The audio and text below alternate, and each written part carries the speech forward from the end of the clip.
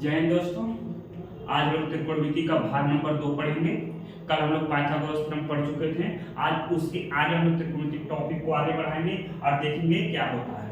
जैसा कि हम लोग बोर्ड पर देख लिखे हैं, पहला पॉइंट यहाँ से लिखे हैं, समकोण त्रिभुज में कर्ण सबसे बड़ी भुजा होती है। समकोण त्रिभुज यानी यहां से अगर हम इसको लें इस तरह से, समकोण त्रिभुज में जो कर्ण होता है, कर्ण यही होता है, कर्ण ये सबसे बड़ी भुजा होती है। कर्ण सबसे बड़ी भुजा, इसको हम x कहते हैं, PU का परपेंडिकुलर होता है, इसको हम B यानी बेस कहते हैं, यानी आधार लंब कर्ण। और उसके देखिए लिखे हैं समकोण त्रिभुज में कर्ण सबसे बड़ी भुजा होती है।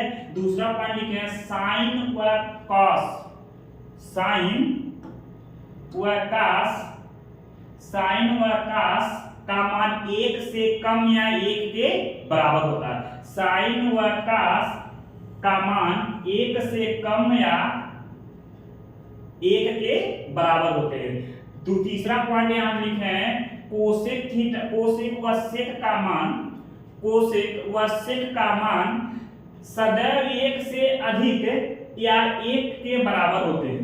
ये 3 पॉइंट जो है बहुत ही इंपॉर्टेंट पॉइंट है, इसको आप ध्यान दीजिएगा। और उसके बाद देखिएगा यहाँ पर जो हम लोग आप लोग से कहा त्रिकोणमिति का जो साइन थीटा होता है, कॉस थीटा हम लोग कैसे याद करते हैं, इसको कैसे हम लोग जानेंगे क्या होता है, इसके बारे में हम लोग आज देखेंगे और इसके बारे में हम लोग को बताएंगे कि ये कैसे हम लोग इसको सॉल्व करते हैं और कैसे इसको हम लगाते हैं।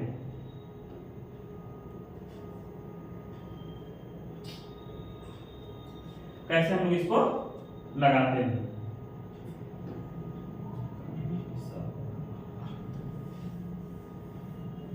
देखिए यहां से हम लोग यहां लिखे sine theta, sine theta equal to होता है परपेंडिकुलर यानी लंब बटा कर्ण, यानी ये हो गया आपका लंब और ये हो गया आपका यहां से आधार, आधार यानी साइन थीटा इक्वल टू देखिए यहां लिखे हैं लंब बटा आधार, यानी ये लंब हो जाएगा ऊपर से, नीचे हो जाएगा सॉरी कर्ण होता है लंब बटा कर्ण, यानी साइन थीटा इक्वल टू होता है लंब बटा कर्ण और cos थीटा इक्वल टू होता है आधार बटा कर्ण। और उसका देखिए tan थीटा इक्वल टू होता है लंब बटा आधार, यानी ये आपका लंब हो जाएगा, या पर क्या हो जाएगा आधार हो जाएगा। कोसेक थीटा इक्वल टू होता है कर्ण बटा लंब, यानी कर्ण आपका ये हो जाएगा, लंब आपका ये हो जाएगा। और सेक थीटा इक्वल टू होता है कर्ण बटा आधार, यानी कर्ण बटा आधार। cos थीटा इक्वल टू होता है आधार बटा लंब, यानी आधार आपका ये हो जाएगा और लंब आपका ये हो जाएगा। अब इसमें चलिए हम लोग क्वेश्चन देखते हैं, एक क्वेश्चन लेते हैं और उसके तब आप लोग को बताते हैं इस क्वेश्चन को हम लोग कैसे आगे सॉल्व करेंगे। क्वेश्चन है tan theta equal to 3/4, tan theta equal to 3/4, तो सभी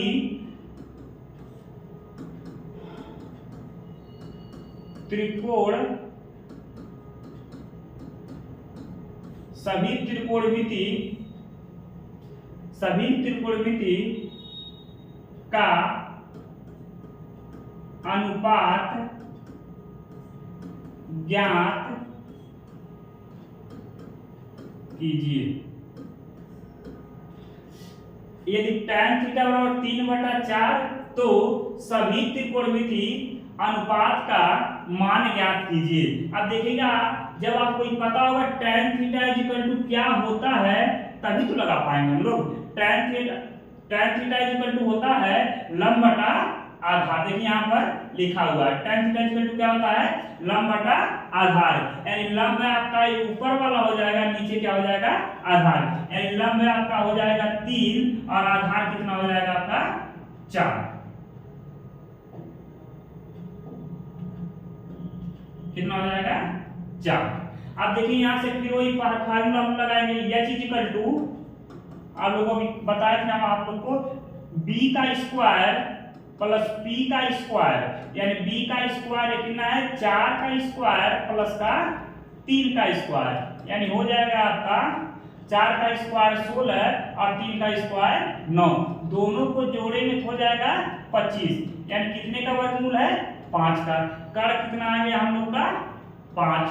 अब यहाँ देखिए जब हमको ये चीजें पता चल गई, कर कितना आ गया 5, तो इसी सभी त्रिकोणमिति का अनुपात बताना है हम लोग। जब इन्हीं सभी का त्रिकोणमिति का अनुपात हमको बताना है तो यहाँ से हम लोग क्या करेंगे, देखेंगे साइन थीटा इक्वल टू होता है लंब बटा कर, यानी लंब कितना है 3 और कर कितना है 5, यानी 3 बटा 5। कॉस थीटा इक्वल टू होता है आधार बटा कर, यानी आधार 4 है और कर कितना है 5, यहाँ लिख देंगे 4 बटा 5। tan थीटा इक्वल टू आपके क्वेश्चन में था 3 बटा 4 हो जाएगा यहाँ से, और कोसेक थीटा कर बटा लंब, यानी कर हो जाएगा, यहाँ पर क्या हो जाएगा आधार, यानी यहाँ से लिख देंगे 5 बटा 3। सेक थीटा कर बटा आधार, यानी 5 बटा 4 हो जाएगा। कॉट थीटा आधार बटा कर हो जाएगा, यानी आधार कितना है 4 बटा 3, यही आपका आंसर हो जाएगा। इसी तरह हम लोग बहुत से क्वेश्चन को सॉल्व करेंगे और देखेंगे। एक क्वेश्चन और हम लोग लगाते हैं इस पे, ये तो आप लोग नोट कर लीजिए इसको।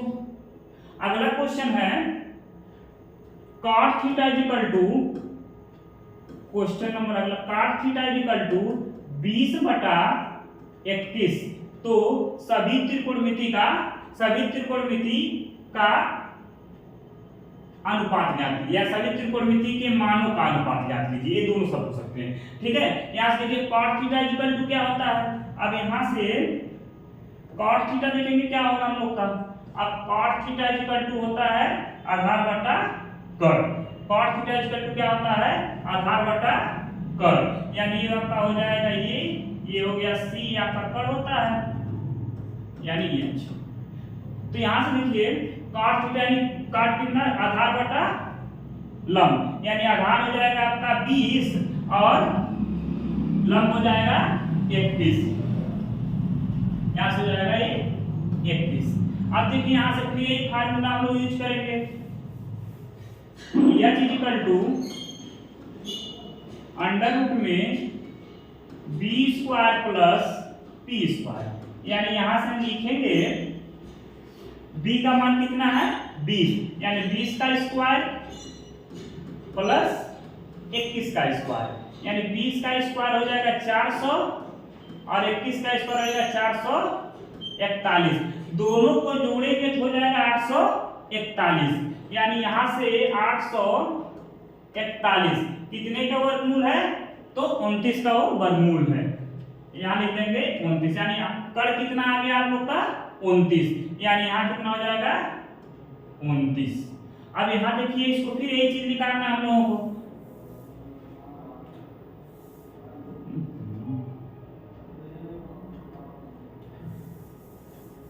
अब यहाँ से फिर एक चीज निकालना, तो यहाँ देखेंगे हम लोग साइन थीटा इक्वल टू क्या हो जाएगा लंब बटा कर, यानी 21 बटा 29,